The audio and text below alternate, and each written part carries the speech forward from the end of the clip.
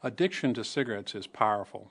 Stopping smoking is hard because your own brain is working against your efforts to quit.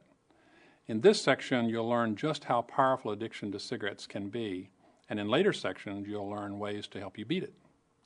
Now, after you inhale smoke from a cigarette, nicotine reaches your brain in less than 5 heartbeats. That's faster than having it injected into your veins. When you smoke, a spike of nicotine gets to your brain and reacts with a special area of the brain where there are receptors that respond to nicotine. When these receptors are stimulated by nicotine from your smoking, they release chemicals that give you a feeling of pleasure. When you first started smoking, your brain only had a few receptors that reacted to nicotine.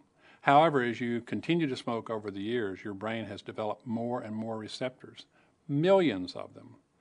Now, these receptors are used to that spike of nicotine, and when you aren't smoking, they can get very annoyed, causing you to have withdrawal symptoms.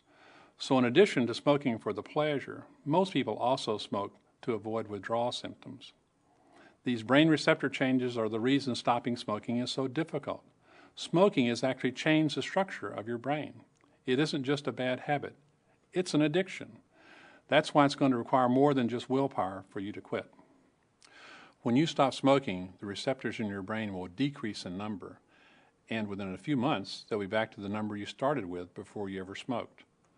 However, for most smokers, the receptors that are still there do not easily forget the pleasure that they got from smoking.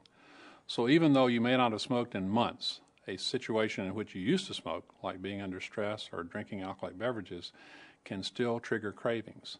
So you have to be prepared. The good news is that over time, the cravings become less frequent and less severe.